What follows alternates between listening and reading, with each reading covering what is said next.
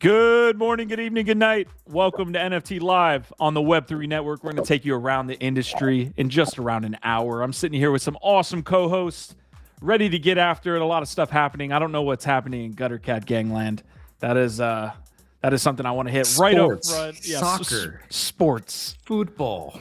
We might touch on some Trump NFT stuff if we can have Gifted not leave during that kind of segment. That would be nice. I'm here with Biggie Poppins, that Finch guy, and Gifted. We're going to go around the quad box. I believe we do have Huda as well joining us here in just a moment, but we'll see. We never know. Maybe he's got things to analyze. Anyways, nice to see you guys here early on the episode. I'm going to do my best to share out on social media. Would love if you guys could help support us by leaving a like on YouTube, going over to X, maybe replying, hitting a meme, hitting a GIF. We'll see what's up. What's up, y'all, as well in chat. All right, let's go around the quad box. Biggie Poppins, what's up, bro? Dude. Oh, wait a second. My natural voice. Sorry, I needed to use this. That's my natural voice, just so you know. That's going to be an awesome first time meeting you, Biggie, in person. How you doing? Dude, yeah, whippets are my thing. Dude, I don't know, man. Stuff popping up everywhere. I'm not getting a lot of sleep, but enjoying every minute of it, man. Happy to be here. Awesome. That Finch guy, my friend, my colleague, my just absolute legend here, joining us the channel, man. Just all the way back in the day. Me and Mike go back some ways, so I'm excited to have him here on NFT Live. It's not the first time, by the way. Even as this name has changed channels, we've had Mike here just sitting on an episode live with us. But how long Finch, you guys how are you doing? Sheesh, man, long time. Years. High school. You said high school, right? Yeah, 15 something ish years. So yeah, he's an okay guy. What's That's up, a Finch? marriage. Nothing much, man. Just like Biggie said, just out here surviving. Kind of, had a great October, great November. Obviously, markets, crypto markets are rocketing. All good things. Everybody's kind of front running this potential ETF decision in January. So for December, I've tried to kind of lay low a little bit, trade quite a bit less as things kind of chop around here, and have a nice little relaxing holidays before what I think is going to be just an absolute grind for the next 18 months. Love to hear it. All right, Gifted, let's get to you here. Also, we only have Mike for about 20 minutes, maybe 15, so we're going to hop into stories relatively quickly here and what he's interested in on the NFT front. Gifted, you just got off your GM Web3 morning show, man. How you doing? I was getting flamed for being in LA and daring to feel like it was kind of chilly here. That was fun. But no, Mike, I'm so happy that you did something with those awful white walls. It looks amazing now. But yeah, he mentioned it's not his first time. Last time it was drab. It was depressing behind you. What was going on? It was just white. So yeah, now you got some nice artwork looking good over there, man. I love it. Had to throw it up. Maybe I was doing the jail cell vibes for SBF last time, but now we're thriving. We're moisturized. We're in our zone. Love to hear it. All right, I'm doing my best to share out the episode here. I just dropped the link to NFT Live over there on X. Go give it some love. Let's get as many folks in here as possible. A lot's on the dashboard today. I got up this morning like a kid on Christmas Eve or Christmas Day. Kind of unwrapping my presents while I had a Planetfall reveal over there on Parallel. So Parallel's been much talked about on this channel. They had their season 2 essentially drop. A lot of really cool folks hopping in there and showing off their latest pulls in Parallel. Otherwise, what else do we got on schedule here?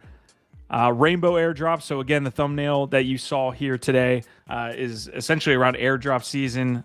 Everybody's farming points. Everybody's farming tokens. So we're going to have a little bit of that conversation and just kind of going around the industry here in just a moment. Guys, fill in real quick for me while I get this episode out because we lost GIF on the disclaimer. No worries at all. Biggie, what's up, dude?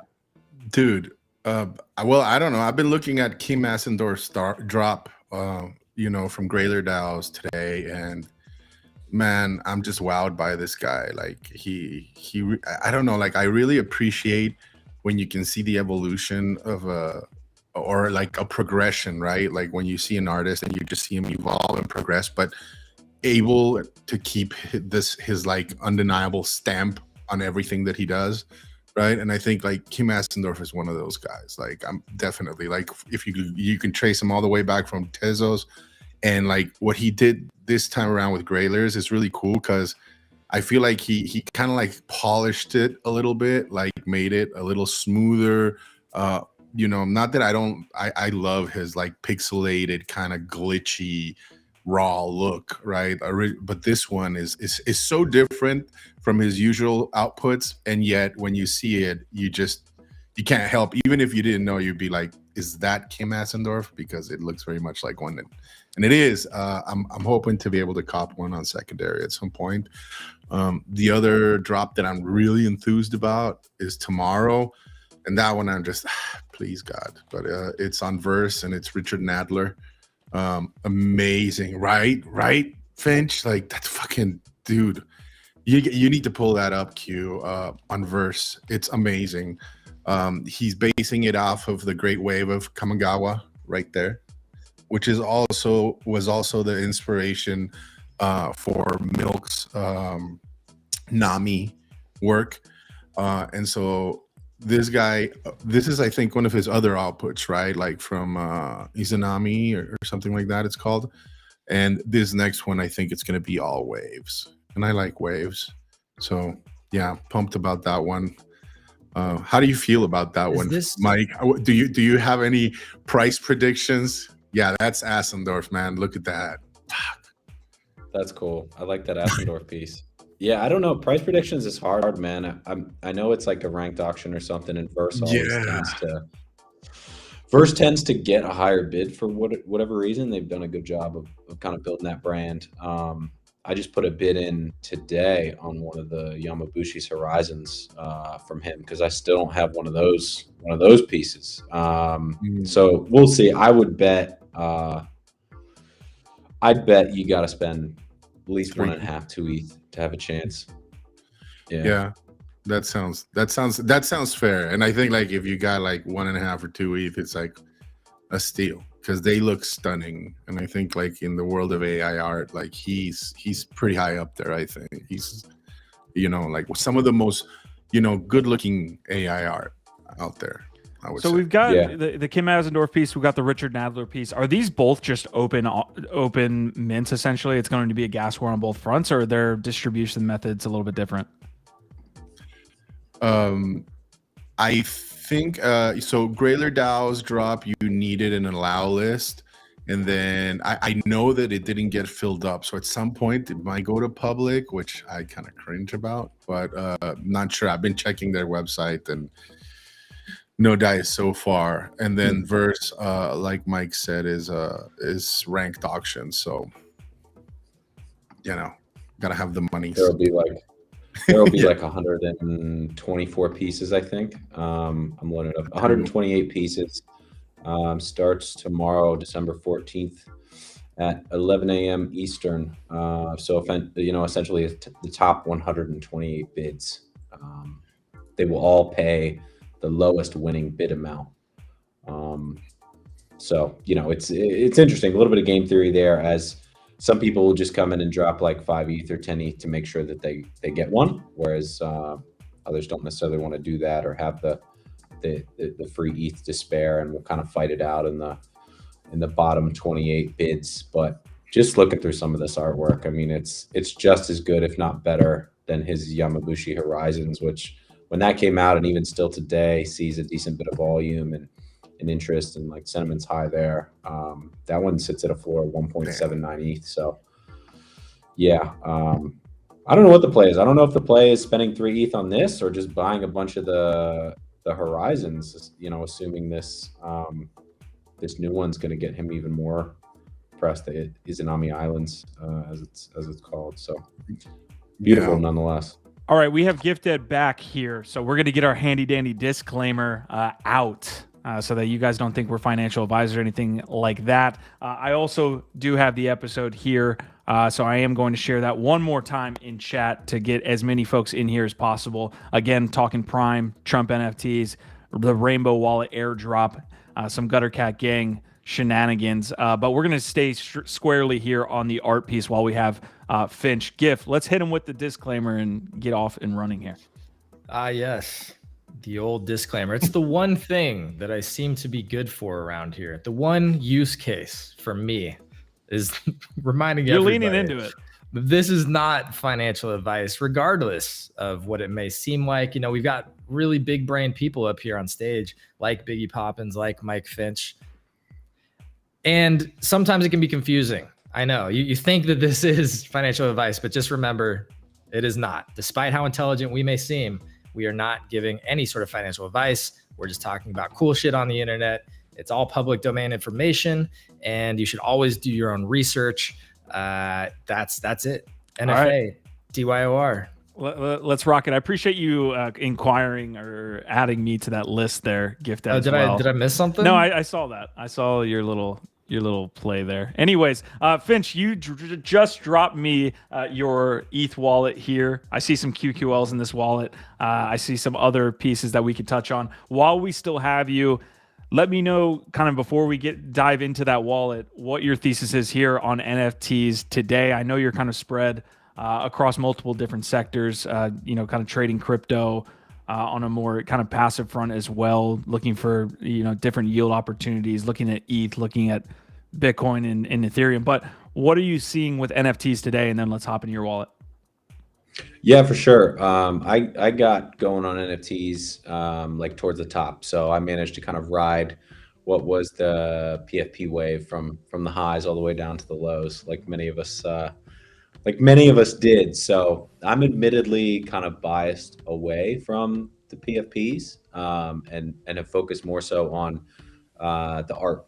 I think that realm within NFTs has grown tremendously over the last 2 years. And like, it seems pretty clear to me that there's a real community who's not only just interested in it, but who can like continually bid for new art pieces or current art pieces. And, even with those collections that don't see a ton of volume, from time to time, you still see like a grail or a rare within that, low 150 piece collection, get some like 5x over floor bid that sells. And that's all the things that I want to see as like a crypto investor for a niche that I'm going to invest in. So the way that I look at art is like largely most of the art I plan on moving during the bull market when times are better. I'm sure I won't be able to move all of it, nor will I want to move all of it, but that's my overall goal, right? Is to use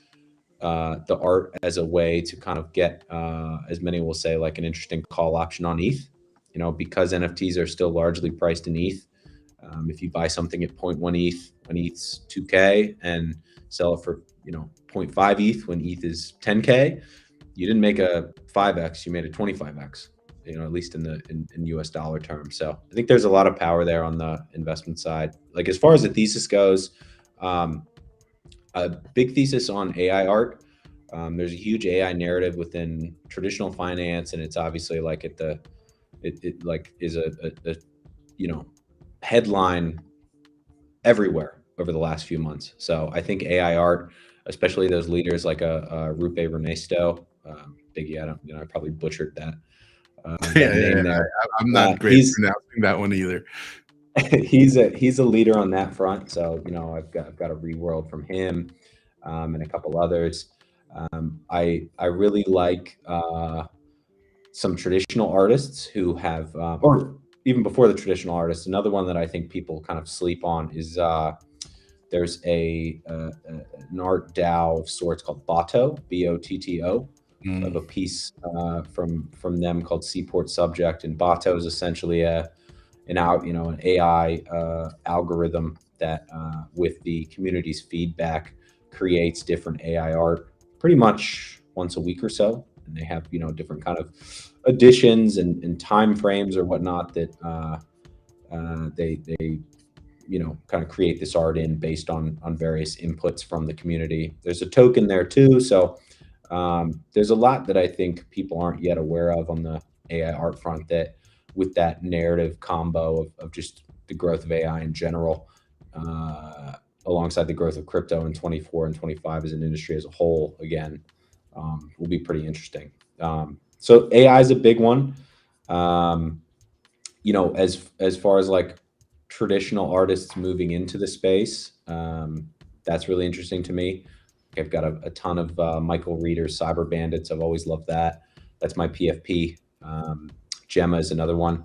You see that right here behind me. So that's the Cyber Bandit. That's the Gemma. Those are really interesting to me because they come from like decently well-known or lesser well-known IRL artists who started there and kind of pitched over. And I think as NFT art or digital art, whatever you want to call it, becomes more and more accepted within the traditional art space, you're going to have some real leaders who had a following there and ported over and focused on digital art, who will then go back and be an even bigger name in the traditional art world as the two mesh. And then finally, just finding interesting generative art within DAOs communities, or just from big brand name, you know, artists in the space that have been sold off over the last year or so in the bear market, as people try to kind of grab as many dollars out of the industry as they can. You caught the Rafik Anadol wave, right, with Wenzi Awanawa. You ended up getting out at a really good time. Are you ever getting back into Rafik, Wenzi Awanawa? And yeah, let's dive into the wallet while we still have you as well. Yeah, definitely, man. I mean, that's one that I bought at 6 and I sold it at 14, just because that was like probably the craziest pump I've ever seen in the NFT world, right? And again, I've really only largely seen the bear market, so I missed some of the NFT bull. I mean, I faded Bored Ape and watched that run from nothing to 150 ETH, so maybe that one was a bit bigger. But wait, we were talking about this phenomenon of someone coming to you multiple times and being like, "Hey, you should check this out. Hey, you should check this out." That feels like one of them. Yep. And we could just add to those examples, because I think I hit you up 10 times on Bored Apes, and you've done that multiple times for me as well. Yeah, no doubt. I mean, it's tough, right? I mean, my lessons learned, right?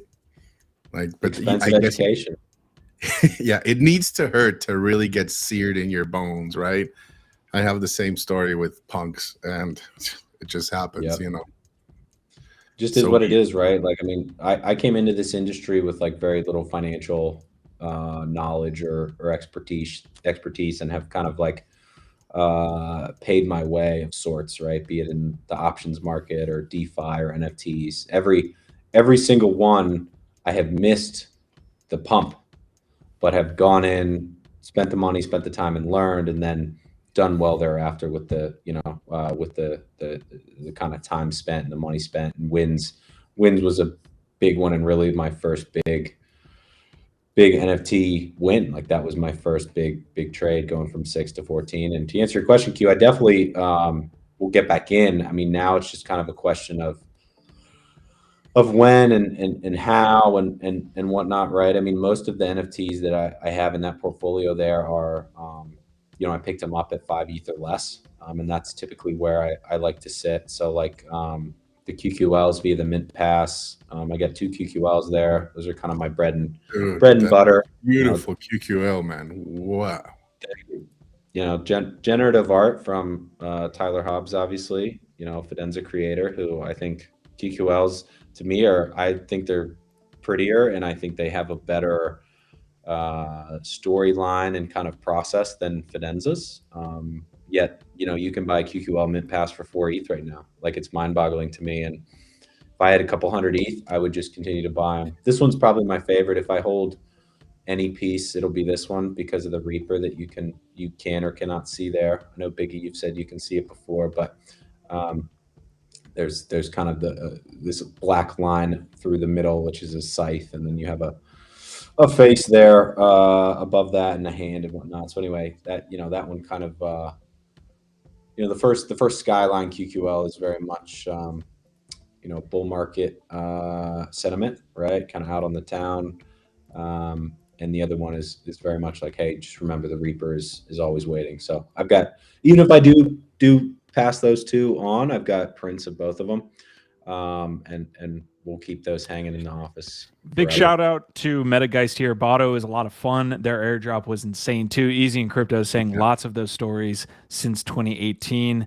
And a lot of other good comments that we can get to here in just a moment. I think I jumped in front of somebody there. Who was it?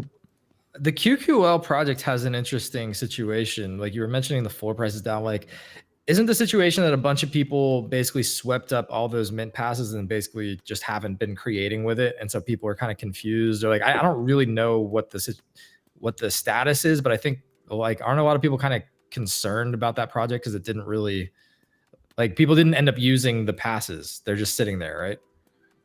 Yeah, I mean, the way that I look at it is that, and one of the reasons I like it, admittedly, is because you have an interesting dual investment opportunity with this. And I think this is part of the reason that people haven't minted out the mint passes, is that as QQL grows and as more people mint them, and as just digital art as a whole grows, at some point there will be more QQLs than those mint passes. As people, as the floor price goes up, you want to mint something cool. So what ends up happening slowly over time, and maybe it takes a few years, is that the mint pass amount continues to lessen, right? So your ability to create a new QQL as a designer or an artist or whatever through their generative process becomes rarer and rarer. So I think that's why people have held them. They're super liquid. People trade them back and forth all the time. Whereas the QQLs themselves, just like art, it's very subjective. Some people like some of them, others don't. I think more so the issue that the project is struggling with is that you have some like not so great QQLs that were minted early on that a lot of people kind of look at and like, well, if I'm going to spend 4, 5, 6 ETH, I'm not going to buy this one. And those tend to sit and hold the QQL floor down. And then what that does is that, kind of tends to hold the mint pass floor down. So I've even messaged in the Discord, like, hey, can we collectively put together like 20 ETH here and just buy these ones and burn them and be done with this? Because all the other ones are beautiful and amazing, but there's like 3 or 4 or 5 that hang It's around. Like Crazy Eyes in BAYC. Yeah, somebody will buy them at like 3 ETH. And they'll be the Kevins of the QQL. All right, guy. Go ahead. Finch, I I want to be conscious of your time here. I know you do have a meeting upcoming here that you need to hop over to. Any last thoughts or any last words you want to kind of leave us with? I know you jumped on GM Web 3 this morning, so I appreciate that time as well. If you want to hop on to NFT Live or GM Web 3 anytime, bro, we'll have you. Yeah, no doubt, man. I mean, last thought, and then I'll run, a couple things to look at. I think Verse is a great spot to mint some new art. They seem to have a great, kind of process that they go through. And while some of them, like Richard Nedler's coming up tomorrow, are going to be very expensive, there are others that you can get for $20, $100, $50. And I think by kind of playing that platform and what's released there, you could see some really interesting things happening with those Verse issued NFTs into the bull run. So that's the first kind of tip of sorts there. I'm loving the art by Rudan, Rudxane. He's got 2 main ones on ETH, Hypnagogic and Fold. I've got a couple of those pieces. Loving the GM DAO community. They have maybe, as far as a DAO goes, they definitely rival Graylers and a handful of others, but maybe some of the coolest generative art out there from collection to collection, and a community that's super active that is voting on various proposals and whatnot, almost on a monthly basis, and have been very impressed with them. But, I guess the final thing I'll leave you with, right, is that kind of looking outside of NFTs, I think the biggest question from folks like me to consider when trying to figure out the best time to buy, say, a Winds of Yawanawa or whatnot, is how does sentiment towards NFTs and the desire to own NFTs change as Bitcoin and Ether go through yet another bull market cycle here in 2024 and 2025? Meaning, do NFTs lag in a way and only get more popular and kind of grow from a floor price standpoint in 2025 once everybody's already made all their money just by holding spot ETH? Or because they were a last cycle phenomenon and people are already aware of them and there's clear interest in them, did they actually lead? And you never really get to a point where Winds of Yawanawa is back at 3 or 4 ETH and ETH is at 10K, and hey, now you can spend 3 or 4 ETH to pick up a wins before it runs to 10 or 15 or 20. Maybe we never see that, and NFTs just kind of grind up as ETH grinds up. So that's my big question. That's kind of the big thought I'll leave you with, is like, how do NFTs perform against ETH in the broader, coin or cryptocurrency market? Lightning question here, and then you can run, man. Your answer to your question, like, what is your answer in very, very short time frame here? I lean towards them.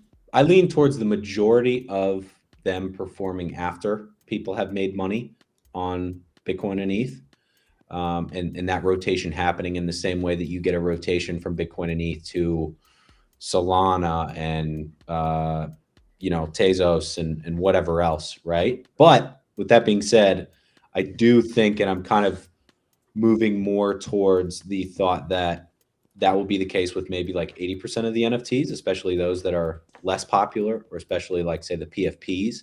But there will be some art that just, like a Wins or, your Fidenzas or whatever the case may be, like the top tier blue chip stuff, Emily G, these ones, like, those might just continue to creep up, and you're not really going to get that opportunity where ETH's at 15K and, oh, hey, I can go pick up a Wins for 2 ETH now because everybody's sold them down in desperate need of ETH, right? When everything's up and everybody's making money, there's not a lot of reason to sell. So it's tricky. I haven't come to a full answer to that, but okay. I think it's going to be a little bit of both. Are you watching any artists on FX Hash 2.0? Just watching tomorrow. I tried to dig into that earlier this week and didn't really get there. It's something I need to do. The problem Huda has a great video. So if you check out Huda Idiot, he did like a 5 to 10 minute video of here's all the artists that I'm watching. Might be worth checking out. Okay, I'll check that out. Yeah, the problem with crypto, is it's like, especially for somebody like me who I try to, my focus is on coins, right? But I need to have a focus on Solana ecosystem and NFTs and ordinals and whatnot. Is that, I need to go deep on NFTs, but I can only do so much without, 48 hours in the day instead of 24. So this is the struggle, and why I'll miss out on some of the NFT stuff, or some of the Solana ecosystem, or some of the ordinals, but hopefully not all of them. All right, Jeff Jack, I see your question. Unfortunately, we have to let Mike get out of here because he does have that meeting. Mike, if you want to answer it in text form or something like that, thoughts on-chain art, and I'll be able to answer that while we're live if you want to send me a message or something like that. But, dude, I appreciate you hopping into NFT Live today and GM Web3. I'm sure we'll be having ourselves an awesome 2024, brother. Absolutely. See you boys soon. Appreciate you. Cheers. Thanks for dropping by. Nice. Well, all right. I think I need to say goodbye also because I'm getting close to my spaces today. But I just wanted to add some stuff. I love Mike. I wish he'd join us more often.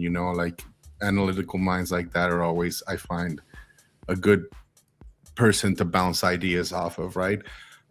Things that stood out from me. I definitely agree with him that like art will be the place where people will rotate once they've made money, right? People feel euphoric and a little more spendy when their bags are up, right? So I definitely see that happening. And I also appreciate very much how he segments this NFT space, which I think a lot of us would be better served by doing, right? Like whether it's like PFP, music, AI art, generative art, you name it. Even he mentioned there, right, when he said IRL arts, I was like, man, and specifically street artists, right? Like, I'm very bullish. I think that's also a narrative that it at some point will pick up and you'll start seeing, right? Because if you notice, street artists have tremendous followings, but they're very hard to collect. You can't exactly go and demolish a fucking wall to get their pieces, right? And this is a way for them to, one, connect directly with their biggest fans, but also for collectors to be able to purchase some of their pieces. So I'm very bullish on street artists eventually getting onboarded into NFTs, and the ones that have done so, like the Shepherd Fairies, the Tristans, I think those are going to catch a bit down the line. But yeah, important to like segment all this space like that and see exactly what you're betting on and what your thesis in, and visit it, you know, time and time again to see if it still holds up, if it's still as strong, just like we do with coins. I'm still holding some of those original Shepherd Fairy Obey NFTs. You know, he just kind of dropped it and didn't really ever put any effort into Web3. So I'm curious how those will age. Because yeah, I got always come back. That's the thing. They're immutable, right? So he can always come back and pick up where he left off. Fellas, yeah. Well, those are also the only pieces of his that I own. Like, I'm a big fan. But sorry, go ahead, Biggie. I know no worries, brother. I wish I could stay here and chat, but the good thing is I get to chat more art over there. But I'll see you guys tomorrow. I love you, fam. OVOT. All right, bro. We'll be over there after this show is over here in about 30 minutes. So good luck. Pray for me, man. You got it, bro. You got this. See ya. Later, man. All right, and then there were two. We got a lot to cover, actually. We're halfway through the episode, and we haven't really hit any stories. We went deep down the rabbit hole there with Mike Finch and talked a little bit of generative art and his thesis there, man. Well, FX Hash 2.0 does launch tomorrow. You know, again, they had to postpone it. That's something worth mentioning that everybody should have on your radars. I'm going to be watching it, you know, maybe put a little bit of ETH against a couple of those collections, see how they do. The one, again, that I'm most interested in is the Ciphered drop. He's the creator of FX Hash. That'll be one of the first collections. Could be meaningful, could be interesting. I don't know. Yeah, drop that in the private chat. I'll get that pulled up for everybody. Guys, I see you over there, guys and gals. I see you over there on X watching us. If you're watching on Twitch, YouTube, either live or afterwards, we appreciate you guys so much tuning in each day. I know you have other things you could be doing with your time, and yet you choose to spend it with us. So we appreciate you guys so much. Our Vibe, our tribe. Jeff Jag, Easy and Crypto. Marty McFly saying the real Mike Finch tips for him, $20. Metageist is in the house saying, I just had AI art archaeologist offer me 0.5 ETH for my unsold early 2020 GAN one of ones. A nice surprise, but nah, need to be more than that. There's only 7 of them. AI art archaeologists. That's a first that I've heard. DP is in the house as well. Cats Fanatic, OVOT. Some updates we could probably get to over there on the Valeria front. They did sell out that Founders box set here. Nox Darkness, OVOT, High from the Diner. We see you, man. You're cooking away over there while you're listening to us. All right, let's touch on this FX Hash piece and then move into more of the top stories from the last 24 hours. Yeah, I mean, this is basically the countdown, right, to the launch tomorrow morning. FX Hash is the well-known, beloved generative art platform, open source generative art platform on Tezos that is now expanding and launching on ETH. And so they've got a whole calendar full of a bunch of different awesome artists. They just called out a couple of them here. But if you go to fxhash.xyz, I believe is the website, you can see the whole calendar, and there's quite a few artists. Again, shout out Huda. If you check out on Huda's X, he actually has a video breakdown of the artists and the projects that are dropping as part of this launch that he's particularly interested in, and I think he does a great job. So I'm actually going to be looking at Huda's playbook on this, and maybe copying some of that. But again, the one that I'm most interested in is Ciphered, because there's this whole sort of like parallel narrative between Eric Calderon, Snowfro, Squiggles being the first drop on the Art Blocks platform, and then he had RGB Cellular Automatons, Elementary Automatons. It was one of the first drops on FX Hash. So you have this creator, or creating early collections on their own platforms, narrative that people like. So anyway, Cyphered is going to be one of the first to drop, and he hasn't dropped anything in a long time. So a lot of people are kind of anticipating that. I was actually trying to pull this up from X, but it looks like X is having some issues displaying links. I'm getting errors when I try to link out. This says FX Hash 2.0. Is this? That's the launch calendar. Okay, Yep. launch calendar. Okay, yeah, I see what we're talking about here. Okay, let's see. December 13th. That is going to be today. FX Hash 2.0 launch. Which collection is the one that you're looking at? Scroll back up. So this looks That like one, so go down. You keep passing it. Just go to that one that's moving on the right there. yeah. Cyphered and Zena. Yeah. Okay. So that's a collaboration with Cyphered. Got it. All right, I'll drop that link for you guys as well, although that's going to mean you're competing with GiftEd. So maybe I shouldn't have dropped that link, If. We'll see. I think it's an open edition, so it'll probably just be open for a while. I don't know how many will be minted, but if I can get one, I'm going to get one. Okay, before we start this next headline, I want to make sure that you guys understand that we're joking around here. We're not actually that serious when we kind of FUD these guys. That being said, I'm not sure what's going on with this post. And not much of the industry knows either. They actually responded in their Discord. And I'm talking about this Gutter Cat gang posting about the Manchester United game yesterday in the Champions League where they lost to Bayern Munich 1-0. And if you didn't know, Gutter Cat gang is informing you. I am especially personally offended by this. As a Man U fan, this is just insult to injury, frankly. Feels like Gutter Cat is out here dancing on our grave a little bit. And it's just completely unsolicited sports commentary from an NFT founder, an NFT project. But no, we're obviously all just kind of like question mark, like we're all just like this face, like what's going on? Yes. Cool Cat's did a great job explaining how we all are.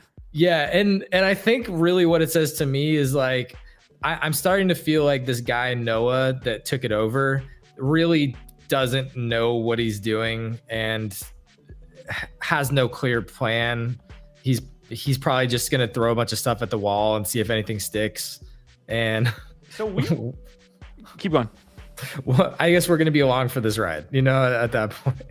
This is a funny story. Again, I tried to preface this saying we're kind of joking around, but it's a little bit serious for holders and community members there, because what essentially happened was the handoff to Gutter Dan. There's all of these positive feelings From around, Gutter hey, Dan. we're actually we're actually kind of moving in the right direction. You saw the Luca Nets essentially is pushing this basically Pudgy Penguin's success has now got us in a narrative where taking over a project and getting it in the right direction is essentially looked at as good. So we're in this window with Gutter Cat Gang where it's like, hey, I think they're going to turn these things around. But since GiftEd, they've taken over. We had that one trailer that you were talking about not being that good.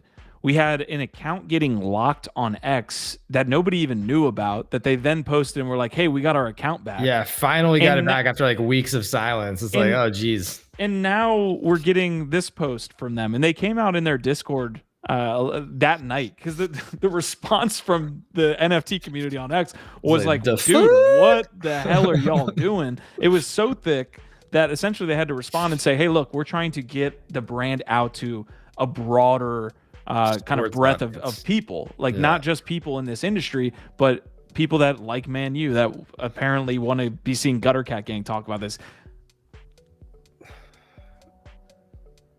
Yeah, it's an interesting strategy that just has a lot of question marks right now. Where does it go? Gutter Cats has been, they've been working into that sort of sports vein, and I think even us were thinking like, hey, they should double down on that as a niche.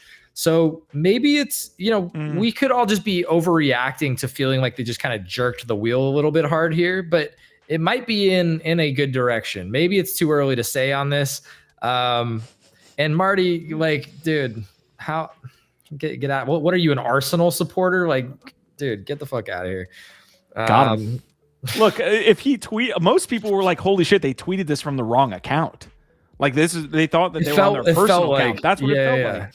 And Marty's saying he doesn't know anything because he tweeted about soccer ? And it's like Gutter is in this weird scenario where like, don't fuck up anymore because you guys are on the precipice. You have one more shot to get this right with the takeover. And if you make it's like fighting with your girlfriend or something. Like if you're on thin ice, don't fuck up even a little bit. We're talking about it though, bro. Like, look, maybe it's not the worst. You know, he's starting the conversation, and yeah, Marty's saying it's just engagement farming. I think to a degree it is. You know, they're trying to branch out and get in front of more people. But yeah, it's not their personal account, Marty. But when you pair it with the with that video, which it's cool to see the IP, but again, it felt like something that would have been super impressive in 2021. And when you see it now, you're just like kind of like, it's not like the writing's not great. The animation's just kind of so. Yeah. All right. I don't know, man. I feel like people don't understand the scenario that Guttercat is in when they have responses like, hey, they can tweet out from their account. Like Guttercat is in a very interesting spot right now. They need W's, and this is not overall seen as a W. When people think that you forgot to switch your account and the cool cats are pretty much dunking on you in your own post. And what a contrast between Cool Cats takeover and where they've gone versus how this start, to this takeover seems to be going. Yeah. Anyway, yeah, I guess we're hating on it a little bit, and I'm whatever. It's just a fun. I'm trying to see like the possibilities here. I'm trying to give them a chance. It was just a shocking moment where everybody was confused. Yeah, that's all. Well, look, I guess again, the only argument you can make is, look, we're talking about them, so I guess they got a small dub there. Real quick, I want to get to this conversation really quick around Rainbow and Rainbow Wallet and their Rainbow points. One of the smaller conversations that might be interesting to y'all out there is that this is, I believe, on Optimism. So essentially, the Optimism portion of this is that there was an Optimism airdrop about a month ago, maybe a couple weeks ago. Like people started figuring out that they had Optimism just lying in their wallet. Well, anecdotally, I went into my wallet after looking into Rainbow, and I had a pretty sizable airdrop in there too. So what I want to do, I just dropped it in the chat. Make sure you use that link there in YouTube, optimistic.etherscan.io. Put in all of your different wallets. Make sure you're getting the right link. Again, I have to say it. Be secure with all of this. We don't want anything weird to happen, but you possibly could be having a pretty sizable airdrop there in your wallet. So I'll show this off really quick. So OP Mainnet Explorer, you just bump over your address in there. I'm sure a lot of you guys have already done this, but if you haven't yet, there's a potential for a pretty sizable airdrop. Check all of your wallets because basically they dropped it based on Ether activity over a long period of time.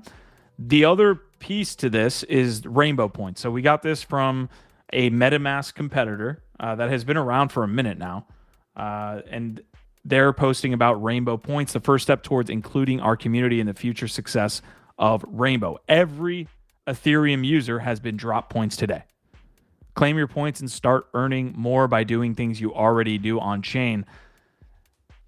You know where my mind goes with this GIF right away is, do we get a mask token at any point? I mean, we're in such a token season now that are essentially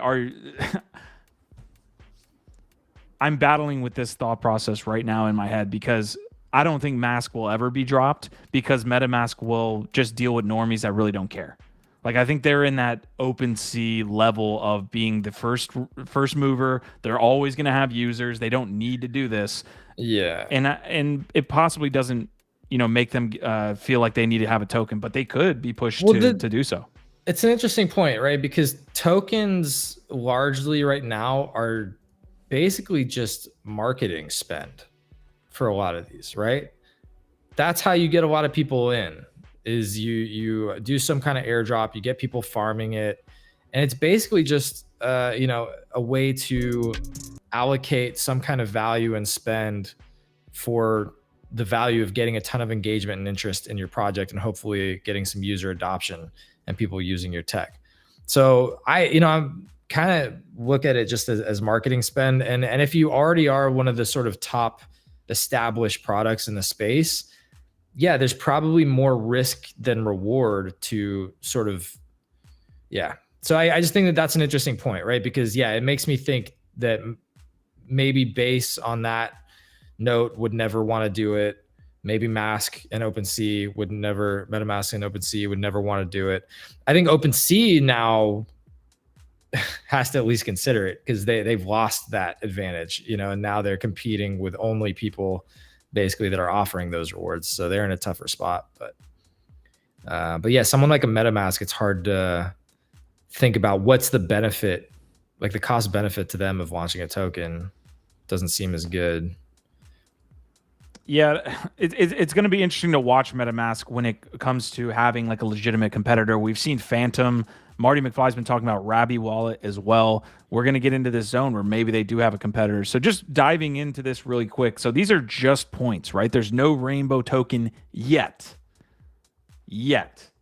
And so they're saying use Ethereum, earn rewards, points directly inside Rainbow. We've created a wallet experience that's not only fun and secure, but also rewarding. You can go and do this now. You basically download a Chrome extension and you're downloading that. And there's points waiting for you. Again, this is not financial advice. You make sure you take every step to be secure in this. With a number of airdrops that we're going to receive, there's a potential that people are, or maybe the certainty that there are people out there trying to scam folks with different links.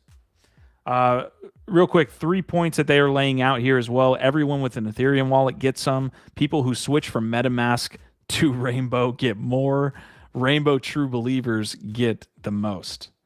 So Snapshot was taken. What does that mean, switch, though? Like, how are they tracking a switch? You know what I mean? Like, MetaMask users who have swapped in MetaMask over the past 12 months are eligible for bonus points based on the volume of their transactions. Okay, I should get something then. All right, I'm excited to check that one out. This is not a vampire attack. It's a fox hunt. Ooh, look at that. Damn, shot across the bow over there with MetaMask. Are you a MetaMask user looking to enjoy, not suffer through Ethereum? We're here to help. Import your MetaMask wallet into Rainbow for up to 150K extra points as long as you used MetaMask swap feature in the last year. All right, so again, here's a points farming system that you've already been using based on using MetaMask. So this is one to keep in mind. It looks like Rabby on desktop, Rainbow for mobile. They gotta have a desktop version for this if they're rolling this out. There's no way they would roll it out only to mobile, I'm guessing. But maybe you're using it for different reasons, or else tell me I'm wrong, Marty McFly. Easy in Crypto says early bear brings tokens. It looks like some folks are asking about that optimistic airdrop as well. Yeah, I looked in my couch cushion there over on Optimism and found a pretty sizable chunk. So they had to have dropped based on your Ethereum activity or something like that. I would 100% go and do that. And yeah, hit my DMs if you need help with that. I see some folks asking as well. All right, real quick, Gifted had to roll for just a moment. I'm going to take you into a personal anecdote this morning. I woke up like it was Christmas morning because it was parallel Planetfall day. You can see here 35,000 packs were open, 4,500 ETH in value, 35,000 or 350,000 cards to be revealed, and 60,000 Prime allocated. And they said, I don't own a single one. So again, I've been in the Prime ecosystem for a while. I've been playing. I've been ranked as high as, I think, low diamond, high platinum. Haven't really blown through the other marks to be like a top player or anything like that. But this was a big moment for Prime and Parallel in general. I could take you through some of the cards that were revealed. Some people were winning up to, Gifted, you were mentioning seeing, what, 500 Prime? 500 Prime in there. I want to see some art. Dude, the art's actually fucking beautiful, really cool. The world is so cool. the experience was really cool too. I'm gonna try to find a link for y'all so we can watch this. It wasn't just a go onto a page and like it just appears. They took you into essentially like first person mode, which was really cool. But I'll find it right now.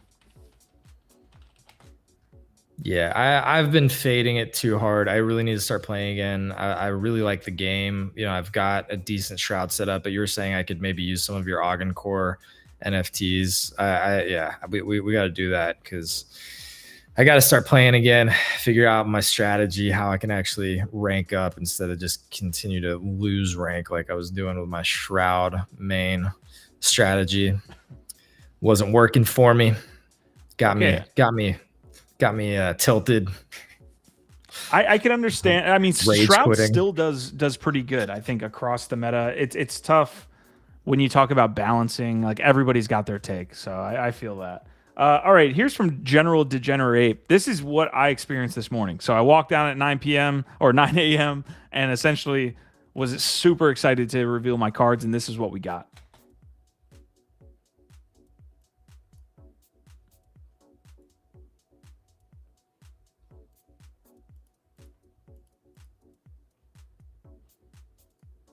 No audio, huh? No audio on this one? It's unfortunate.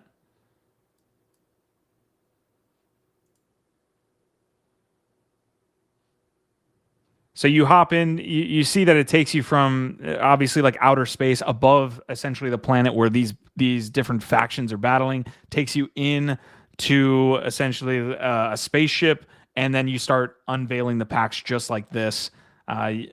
I'll see if I could find one with volume, but yeah, people start unveiling packs. It kind of unreveals like so. And you just try to catch your luck, man. See if you revealed anything of rarity. The boxes themselves and the collector's packs were above mint price pre-reveal. Dude, this is like AAA quality experience. Yeah, or it's at least it's like right there. You know, like there's not much difference at all between this and what the top game publishers put out in the biggest games. You know, like this is amazing. Yeah, I'm gonna do my best to try to find anyone who's posting some really cool art, man. Like Lol DeFi here, I might be able to show you this. These are some of his standout masterpieces. I don't know if these are ones that these are not new, aren't these? These don't look new. Yeah, those are new. These are new. Yeah, because I feel like I've seen some of these before. Ooh, I haven't seen them. That's wild. Yeah, and so there's different visuals as well. We're giving Parallel a lot of love here. Let me see if I can find one more area where I could show off these, man, because it's worth it. It really is. Yeah, I have not seen a trading card game that has gotten me so interested and excited about it since I was a kid looking at Magic the Gathering cards. I really haven't. Just because those things are beautiful. Yeah. Like they're just beautiful, and these are really fucking cool. Like, yeah. Meta guy's saying he got 450 rainbow points, I think. So hey, love a W. Love to see the dubs in the chat. Nice to see it, man. Let's go. All right, I'm going to attempt to show off some of these now. So I could hop into the Parallel website. These are going to be dropped to players over the next 72 hours. So we won't see them as part of the game till I don't know when. So we might be able to view some of these cards this way. So GIF, stop me. Oh my God. Come on now. Cam Taylor is asking, is the Parallel art AI? I do not believe so. You know, we've had Mr. Gon on the show a couple times and asked him. I'm pretty sure they work with a team of They work with artists. Yeah, and the artists have sort of different brand guides for each of the different parallels that they work with, and they provide, you know, like what he told us about the process was that they kind of just explain what is the character or the action, like what is it doing. They give them sort of the written explanation. So they do give them a prompt like an AI, but then designers actually just visualize that using the brand guides and how they think that this could look. All right, so this is the full unowned. So I'm filtering by just open Planetfall packs. So literally, these are all of the revealed art that we saw today, essentially. Let's look at some of the what are the animated ones called? Animatronics or something? They have a special name. Let's see. Perfect loop, I think. Perfect loops. Yeah, because they Loop? just keep looping. Yeah, let's look at some of the perfect loops. Oh, what's that Cathari one? Clicking on that Cathari one. This one. Yeah. Scipion Praetor. Oh, it's so fucking wild, bro. Some of the ones that stood out to me, I'm getting some issue with the loading. I really liked this one. I'm a big Earthen player, so I was loving the Earthen Ooh. piece. Enraged Beast. Yeah, That's very cool.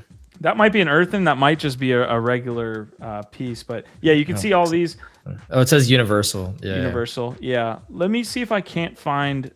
So masterpieces are going to be ones that if you drew these, you were very, very lucky, as well as the 5,000 prime, 5,000 USD worth of prime that you could have got. Yeah, you see the masterpieces here. So I mean, dude, just the art. You just talked about it. Like, it's just fantastic. It's tough to see where Parallel is going wrong at this point. Too much W's being taken there. No, Continue, please. literally the one knock that we've had on them was that the Avatar PFPs were not as good of art as the that rest would be of the mine. art. Yep. That's literally the only thing. If we're literally looking for holes in their game, that's the one thing that they could improve probably. But man, so I'll be following this again as season 2 gets to move into gameplay. That's it. How does it change the meta there? But yeah, I mean, just W's from everybody involved. Keys were also given out on these Planetfall packs, Gifted. So, man, I'm fucking up. I'm fading it too hard. This is another one. It's just like, look, at least I did get into it somewhat early, and I have, some NFTs, but I just don't have nearly enough exposure. This is one of those that it's like, bro, what am I doing? We've been talking about it, watching it rise. This is, to your point, just like I was calling that Mad Lads would probably keep going. Like, you've been saying Prime is probably going to fucking skyrocket. Yeah. Like, you're probably right. Like, there's so much momentum and quality that's coming out of this, and people are liking it. Like, you're seeing the engagement around it is legit. This seems like it's absolutely going to continue to grow and do incredibly well. All right, I'm trying to show off really quick Planetfall packs, essentially. You can see it here, 0.039. These were minted for 0.018. So if you just played like hey, I'm not going to reveal these, I'm just going to buy the packs and buy the collector's boxes, it looks like at least a 2x there. So I can still go buy these, the unrevealed ones. You can attempt to do that. Yeah, it's double the price that it was a month ago, but you could always play it if that's what you want to do. All right, Meta Guy saying AAA looks for sure. Cam Taylor saying the Avatar PFPs are mediocre. That is the one thing. If I had to get in Mr. Gon's ear, I would say, hey man, re-reveal some art. I mean, they're making hand over fist. They got to be making some money. Even from this Planetfall drop, they pulled in some money. Just hire somebody to redo those, man. Yeah, and Marty asking, so is Parallel like Magic the Gathering but electronic? Exactly. I mean, kind of. Yeah, exactly. it's like that sort of fantasy, like super high quality fantasy world, but it's futuristic. And then of course the actual gameplay is a digital electronic experience. So yeah, something like that. But it does to me feel like a futuristic version of Magic the Gathering. And a lot of that's just due to the super high quality world, the lore, and the artwork of the cards are just so fucking dope, man. Yeah. I hate to stay on Prime anymore, but just following up, I want to pull up stats and a post he had about real world assets. He was talking about trading card collectibles. Justin Casey, man, just absolutely tearing me to shreds over here. What's he saying? Saying me saying I should buy something as a top signal. Damn. Damn, bro. Damn. That's That's the price we pay for being up here. All right, this is the post I was talking about. So this is Prime related, but I think has more to do. We've been covering Courtyard. This has more to do, honestly, with NFTs in general. So it has a trading card feel to it, but it definitely bleeds into other sectors. He said, I just had a super interesting chat with GM Times about physical collectibles, including below some aspects I found interesting. Sports collectibles have moved from bigger objects to smaller objects. Jerseys and baseball bats have fewer buyers, and cards have more. So NFT takeaway, we have the tiniest and most portable collectibles in the world. The most expensive Pokemon cards are just collectibles. Cards with game utility max out. NFT takeaway, or so he's saying basically cards with utility max out at 250,000. Pure collectibles go for millions. NFT takeaway. The truly proven use case for NFTs is collectability. Utility can't live up to the collectability price points. This one has, I think, more far-reaching investing theory kind of points. It's much harder to make something valuable when the value is already known. That sentence could encapsulate NFTs and the sentiment runs that we see with everything.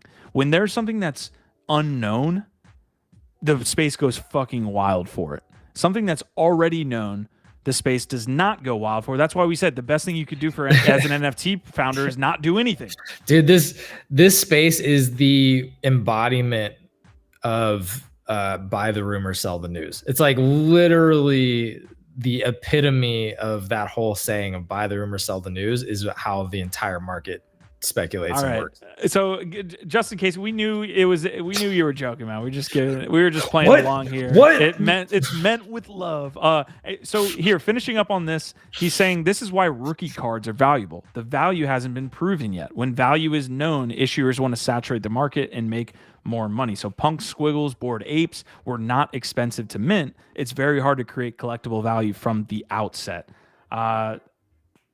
Lastly, I also loved his term momflation, which refers to the natural deflation from collectibles ending up in closets and moms throwing them away. Another example of why often things that didn't start valuable end up valuable. That's funny. All right, Stats doing great work there. Here's the other thing in why Prime is able to be where it is right now. Trading card games are not as hard to make as these open world, I'm going to do an Other Side or a Star Atlas. I know so much work goes into this. Don't get me wrong. Like, these guys are fucking grinding. They're making an awesome game, but the ability to make a trading card game, you're focusing more on the card art. You're focusing more on these other things than trying to continuously build out this Unreal Engine 5 world that is incredibly more complex than trading cards. But what's cooler about this to me is that they're also building out that world. Like they keep putting out dope animations and videos, and to your point, even the experience of just unveiling the cards, revealing the cards was built into the world in an awesome way. So they're not doing that. They're just using that as sort of like the jumping off point, additional world building, and context to make it all more meaningful and interesting. Love that point. All right, we're going to go for about 10 more minutes, guys. Thank you for tuning in to NFT Live today. We started the day talking with Mike Finch from Parada Capital and his kind of art thesis in NFTs, but also kind of just broader takes across different verticals. Moved into Gutter Cat Gang. We just finished with Parallel. We give a lot of love to Parallel, so definitely deserved, though. Let's get into some more pieces that dropped over the last 24 hours. GIF, I'm not going to spend much time on this, and I thought I had a better link to pull up, but stats as well. Hopping into NFT stats, Jesus. He was saying the Google search trends in the USA for NFTs had one massive jump in the past 18 months, December of last year, and sadly it had nothing to do with anything we all did. It was the launch of the first Trump playing cards. And on cue, GiftEd decides, hey, I'm going to jump out of this convo. So he doesn't want to talk about Trump, clearly. But Trump NFTs, the first edition actually moved the needle on Google search trends. We did see the Trump NFTs come out last night and actually get, obviously, right square in the middle of conversation in the NFT space here today. So, Gif, I know we don't want to spend much time on it here, but it looks like Trump NFTs are making their rounds in the market right now. Yeah. I mean, what do you want? So while you were gone, I can't get behind it Yeah. myself. I've thought about it, and it's very tempting because it's like it's one of those things that I almost know is going to have a pump at some point, especially in the election season. But it's just like my own personal values don't let me degen into something that I just can't support. Yeah. And that's just how I feel about it. We had the Trump NFT discussion yesterday. I'm not trying to have that. It was more about this is what Trump NFTs actually do. Again, they move the general public's not like needle on being interested in NFTs. Look, I don't know, man. I'm very wary of giving him credit, but credit where it's due. The man knows a good grift, and he sees NFTs as a creative way to sell whatever, an experience to a bunch of people that are massive fans of his and use it to make more money. And it does get a lot of search volume. Look, he's one of the most controversial living figures of our entire lifetimes. And the fact that he and his team are even able to get the potential of NFTs while so many people aren't. To me, I see it as actually more of a statement about NFTs and the fact that so many people out there are still sleeping on it. But smart people that actually understand the tech get it. All right. Dude, I was watching another video like yesterday where they were like talking about this. It was Young Turks. By the way, I don't know if you've ever heard Young Turks. They're very far left. They're a little bit like too far left for me sometimes. Sometimes they have good commentary. But they literally were talking about how this is so dumb to get people to pay $3,500 or $4,000 when you can just have a friend do it and then you can right click save it and copy it anyway. And it's like, dude, they don't even understand the fucking basics of it yet, and they're trying to report on NFTs. And it just was another reminder of like how many people still just want to completely ignore and not, like, almost purposefully not understand the things. It's Well, if anybody makes the right click save argument, I stay for about 2 more minutes. I try to very briefly explain that it sounds so stupid. If they don't, in a nicer way, if they don't get it after that, it's the whole Satoshi thing. Like, I don't have time to explain this to you. Like, if you don't get it or you don't understand, I don't have time. So the right click save thing is people just, it was so obnoxious to see them literally just dismissing it. Like, oh, well, you can just find a friend who will spend it and then just copy, like, just right click and save and use theirs to do. It's like, you really have no fucking clue. All right, so you have some great comments here. First of all, Marty McFly said, let's get 47 together for the suit piece. So we're creating a Trump suit DAO. I like this idea. I'm for it. Easy in Crypto says, let's see. Man. I should have gotten some Trump cards. I wouldn't buy Biden either. DP saying the Trump hive is just one of those hives that'll support no matter what. It is what it is. And Justin Casey finally saying, not sure if you mentioned earlier, but I saw Jimmy Kimmel had some fun with the latest Trump drop on his show last night. I didn't see that. That'll be fun to watch. Yeah. Some breaking news on the X front, by the way. We have 2 very, very big pieces of news. I don't understand how people in the industry don't vibe with what I'm about to say next. And I've said this across both shows for the last 24 hours. These Trump NFTs have more utility than most of the fucking bullshit that people are buying in the space right now. So I know we don't want to buy it for other reasons, and I'm with that. But it's such a low bar. It's such a low bar, like you said, that it gives them maybe more credit than they deserve when you position it that way. And that's I think the pushback. And also the fact is that, look, the guy's currently under indictment or he's being charged with almost 100 different crimes right now. And like the fact that, like, we like this is why I don't want to go down this rabbit hole. Yeah. Because No, I don't want clearly to. there's going to be people on either side that are entrenched in it that are not going to budge no matter fucking what. I So get it. it just becomes a political conversation that pisses people off and you can't win. And so I really don't want to spend much more time on it. But You just can have that understand. conversation with me, Gif. I'm not on the right or the left here. All right? But understand, like, you know, and I'm middle, you know, like I'm moderate, like, but the fact that people are still supporting a dude who has done what he's done, who is a legit fucking criminal and a con man, it is kind all of them upsetting. There's the low bar that you're talking about. All of them are criminals and con men. So There you go. Fine. You know, fine. But it's- he's a much more dangerous one because he was actually the most powerful person in the world, and actually like had, you know, there were people that were killed at the Capitol, you know, during the January. Yeah. Like We're getting there's into different this. scales to this. Hillary's you know? probably the biggest criminal of them all, and people voted for her in mass. So And that's, you know what, I can't even comment on that. But yeah, Hillary is a I'm scary about to- person. if you too. don't see me on Monday, you know what happened. All right. Okay, some breaking pieces of news here that I need to get to. 333 says nobody wants to hear this. Yeah, Chat nobody side wants to hear it. things. Exactly. So I feel agree. some I don't want to confidence talk rising. about it. Yeah, I hate it. Kimmel is a cuck. All right, I can kind of get behind that. All right, next, last point on this, because I'm just like in the weeds here. Kimmel or Jimmy Fallon?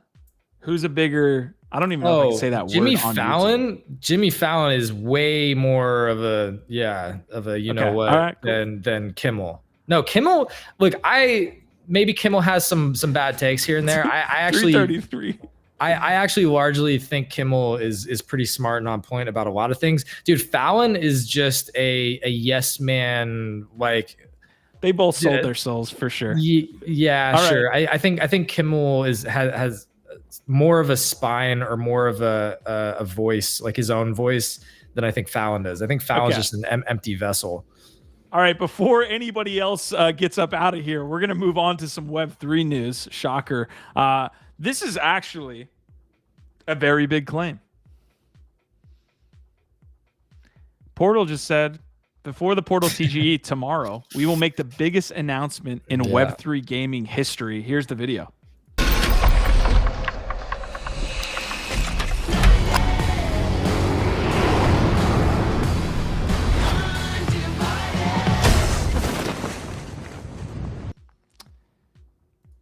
So All right. I'm guessing it's a partnership with a big esports team. I think it might be bigger than that. I think they might have just got one of the larger. I mean, Tenacious is guessing here across the timeline. Is that PUBG?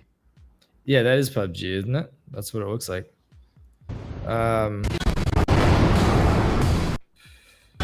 haven't touched PUBG in years, so I wouldn't know what that looks like. I'm pretty sure that's PUBG, which Could is they be very onboarding big. PUBG into Web3? That would be huge. That would be huge. Look, That again, would be the this biggest is why game to come into this industry. That would be on top of like the biggest announcement. I haven't been farming Portal nearly enough because I don't like those types of like sort of engagement farming things. But I this is why I didn't want to completely fade it, because they have done something very few projects have been able to do already by capturing the conversation and so much share of that conversation on X. So I don't know. Don't fade it entirely. Ken M saying a lot of games are PUBG clones though. Could be. Jimmy we don't know. Coffins. We don't know Coffins Rising. exactly. We don't know exactly what that announcement is. We'll see. All right, another piece of breaking news other than that Portal piece is it looks like we have our first piece. Shout out to Jawa, by the way, who dropped this in my DMs. We have our first look at X video. So this looks like a Spaces broadcast. Yes. With like context, quiz down if you. It doesn't look that much different from just X streaming, and it says it's a broadcast. So I don't know if we could. Yeah, I don't know. Right on. We did also get an update on Reach tokenomics if we wanted to hit that before we wrap up. Yeah, I've got a couple others. Let's jump into Reach. I'm going to share this really quick. It looks like Bonk got listed on Coinbase. This is one of my Oh, We're jeez. still trying to figure. Oh, jeez. Jeez. Oh, Ah, jeez. It hurts. We're still delving in. We're with everybody else. We're looking for different narratives on different chains. It seems to be the flavor of the early start of 2024. And one of the reasons why I'm bullish on Base is that the Seam token got launched there immediately. But it looks like Bonk also getting listed to a roadmap. So not officially listed on Coinbase, but asset added to the announcement of an announcement here from Coinbase. It looks like the Sotheby's Bitcoin ordinals had a total sale mark of 450,000, total number of bids 148, and number of bidders 18. And it looked like we had some OPEPin news, but we've been hitting on Jack Butcher a bunch. So yeah, let's jump into the Reach tokenomics, man. I think that's going to be a win. And Ken, I'll get to your question here in a sec. Yeah, I think my video is probably off again, so I'm gonna hop in and hop out. But if you want to just go to the Reach X and pull up, they have a little video on the tokenomics. It's like a 1-minute video that just shows the allocations that we can just hit on. But I'll be back in 2 seconds. All right, the shrapnel question is interesting. I do want to pull that chart up while GiftEd is gone. So Shrap token itself has been kind of ranging here for the last probably 3 or 4 days. It had an amazing run up here from about 12 cents, I believe, back in the day. So we caught it around 12 cents. We started telling you guys about shrapnel and shrapnel operators. My thesis here and some of the info that I've been receiving is that shrapnel beta or like early access will start in January. That's what we've been told and kind of what we've been hearing. So they're going to start rolling these things out in January. They're going to let the Christmas time pass, and we will start seeing things from shrapnel in January, which is when I think everything will start picking up again. Yeah, there is some execution risk with this, right? Yes. Like the game looks good. People seem to be reviewing it well who have gotten hands-on with it. But the fact that like beta is, I think, keeps moving, like that is a risk here of just like when and how is beta actually going to roll out? Does it take longer, a lot longer than anticipated at this point? So I don't know. That's you're muted, but that's the one execution. That's the one risk is execution risk right now that I see. Yeah, I think you're hitting on something super important with these games is some of it's just sell the freaking news once the game comes out. Maybe that's something people do. And then, yeah, if the game sucks, it's going to, send the token plummeting and all the assets plummeting. I trust Mark Long, the CEO, after hearing a long interview with London Real with him. He is sharp as can be. He has a huge team. And I don't understand right now, based on its current market cap, not fully diluted value, but current market cap, sitting over there on Avalanche, which is picking up steam. I mean, you look at the other games and other products there, and Shrap is just like in your face as like the most legitimate, other than these DeFi farms. Like it's Shrapnel, a project with like hundreds of employees, and a project that probably is started by somebody like in Eastern Ukraine starting up a DeFi farm. It doesn't make any sense to me. I'm going to try to go to this dashboard really quick. Yeah, Ken saying Shrap's up 232% this month. And yes, that's about how long we've been talking about it. So you're right. So here's the market cap over there on Avalanche, right? So you see AVAX. Where is Shrapnel? I don't know. That's weird. That Shrapnel doesn't come up. Husky. It's delisted. Oh, fuck. Sell. Cook. I thought we were looking at this yesterday. Something must be off on this list here. Am I on the wrong? No, I'm on Avalanche. I don't know. Just search for Shrap. This might be on Gainers. This is just pairs. Okay, so maybe I find it here. Yeah, okay. So look, the fully diluted value stands out. It's 1 billion fully diluted valuation here. So obviously standing out amongst a lot of other smaller projects as you go down the list. You start to see Joe, so the Trader Joe decks, some of the meme coins we were covering earlier. But yeah, so it stands out on fully diluted valuation, which again, I think April 2024 is when you start getting the team unlocks and all of these different things. So these are all the different kind of features we're looking at related to Shrap token. All right, before we finish out here, any last questions there in chat about Shrap? Easy When does the says- coffins giveaway thing close? Tonight at midnight, sir. Easy. Thank you for asking. I'm giving away a trademark by Jack Butcher, which it kills me. It kills me, but I want to do something special for Coffins holders, people who mint before it closes, and Coffins mint closes at midnight tonight. So every coffin that's minted is one entry into the giveaway and is one opportunity to win a trademark. Okay. Awesome, man. I'm going to drop that link there in chat as well. Let's close out the show here by talking about Get Reach. I think this one's going to do pretty well. I don't know how much steam it's picked up since we got in GIF. I know it's become a little bit more popular across the timeline.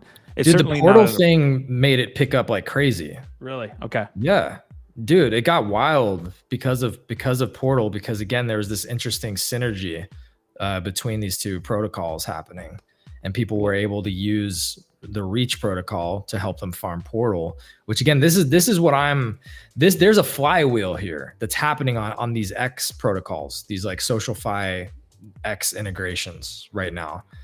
And so I have no idea how well this does, not financial advice, but me specifically, anything that's going to be building into this crypto Twitter flywheel, like SocialFi integration with X, and can capture a large share of the conversation there, I'm going to be trying to play that on some level, even if it's just like a little bit.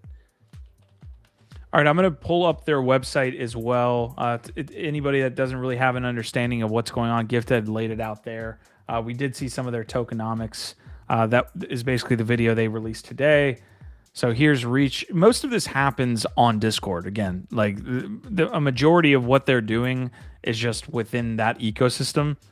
So I would hop over to Discord if you're interested in seeing what's going on with Reach. But it's essentially, again, a social media boosting protocol. That's kind of how they label themselves. And they're focused on trying to reward quality engagement, and that's the good thing about it. It's tough, but that's what they're trying to tackle. And what I like more than like Portal is that it rewards you for engaging on other people's posts. So it's not just like, hey, engage with us, spam our shit everywhere. Like, hey, go engage with other people in the community, and you get rewarded for quality engagement. So yeah, I really like Reach a lot. From my own experience, the app is pretty good overall, and they're adding to it. Cats Fanatic, thank you for the reminder. Yes, we have the CEO Mitarima, I believe Mitarima.eth, coming on NFT Live to talk about Valyria tomorrow. So Valyria Games CEO joining us here on this show tomorrow. You don't want to miss that. Easy saying he needs links for all these games tokens because he's been lagging. Yeah, I feel you on that, man. Weekly suggested spend on Reach. Yeah, I don't know. I'm not a financial advisor on that level. I'm not going to be giving you like recommended weekly allocations for spending on anything. Just know that I from my own experience on it, I think it's a cool product, and I think it has some kind of product market fit. And again, like when Portal showed up and then everybody started using it, like 5 to 10 times more, it showed to me that there was some kind of demand and interest in their product. Any product that's going to utilize social media like that, I agree with your thesis, Gif. It's going to make it at least more popular than it could be if they didn't. And that's like their main focus. Well, the team's awesome. The team's awesome, but think about why there's a product market fit. So much of the community is on X already, but also discoverability is a real problem for, founders, teams, especially smaller ones that don't have a lot of like big followers and influencers and spending budgets. Like this is one of the things that like you can put a little bit of time into and greatly increase the reach that you get. That's a true value. And again, if it can actually find ways to focus in on quality engagement, which is, again, that's their goal. It's not easy, but if they can really figure that out, if they can sort of crack the nut of how to incentivize quality engagement above just bots and sort of like doing away with a lot of the body shitty behavior, and highlighting and elevating those that are participating in more quality ways, that's a huge fucking value add to the whole X ecosystem. Yeah, if we could figure out that reputation piece, that would be legit. All right, I'm going to wrap up today's combo here. Looking a little bit, again, we're trying to figure out Avalanche, trying to figure out base a little bit more. I am pretty heavily leaning towards like trying to find a blue ocean, pun intended here, with base and what they've got on that protocol. But this is Avalanche. You can see, like, I'm on Dex Tools here. These are contracts being created, and you can see like there's a lot of people gambling here on new contracts and new projects that are being created. So Dex Tools is looking at different scores for the contract. So something that looks a little bit more healthy. People might even just be throwing out a flyer. New tokens created, 4,000%, 1,000. You see what's happening over here on Avalanche. I think GIF, from what we've been able to see, outside of the meme coins that you can be, on the front lines kind of gambling with, Trader Joe's seems like a pretty good infrastructure play. We've shilled Shrapnel as much as we could, to be honest, and we've been talking about it. But there's not, I mean, what else are we looking at over here on Avalanche outside of the meme coins? No, I don't know. Again, the one other DApp that's over there that I've talked about, and I will continue to talk about because I love it, is 0-1.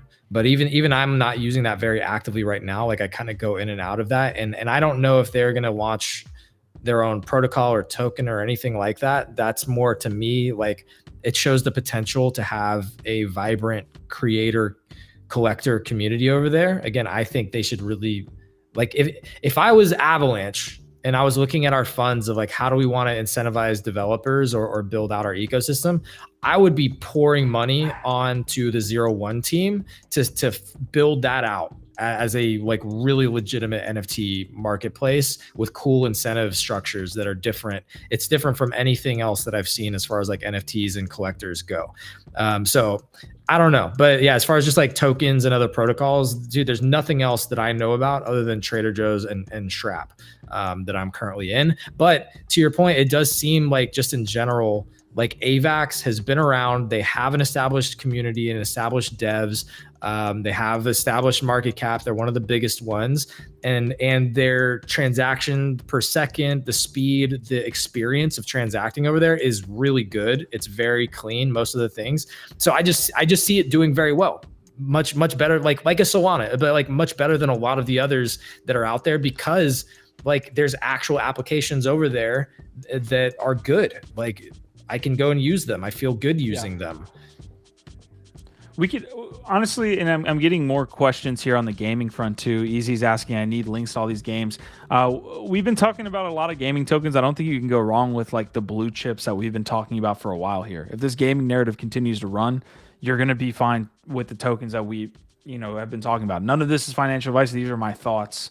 But Prime, Trap, like these are just like winners that you don't have to Val is another one, lower market cap than both of those though. Prime and Shrap are like $1 billion market caps. I would need to see what the FTV looks like on Val, but I don't think it's nearly as big, which might be an opportunity. This is what I'm looking at here for the next 24 hours. I mean, Portal announcing the biggest thing in Web3 gaming history. We'll see what's going on, but we do have to wrap up here. You guys have been awesome all the way through. I did have one more piece of housekeeping to hit, but GIF, I want to end this episode in the next minute, so we're below that 1 hour and 30 mark. Yeah, hit this, man, and let's get up out of here. Go. This is tonight, fam. 6 p.m. PST. We are going live at the Nifty Castle with Nifty Kit.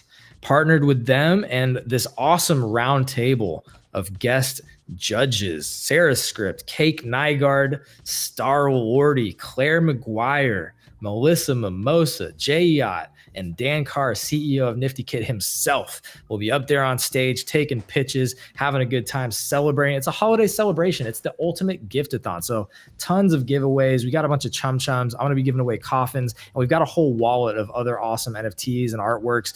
People that participate get exclusive prize packs too. There's going to be like physicals. Like it's just going to be a great time. So I hope you'll come. I'll drop that link. I think you already did. Yeah, appreciate that. Thank you. Go RSVP. Come hang out. Like seriously, it's just such a good time. So take the throne tonight, 6 p.m. PST, and then coffins. That stops at 12 at midnight. So that's the end, and the trademark is being given away to somebody who mints. All right, folks, that's NFT Live today. A full hour and 30 here. We made it. I appreciate you all joining the entire time. Thank you. We will be back tomorrow. Also, take the throne tonight. Nifty Kit. Go follow Gifted. Follow Nifty Q. Follow all that good stuff. We will see you tomorrow.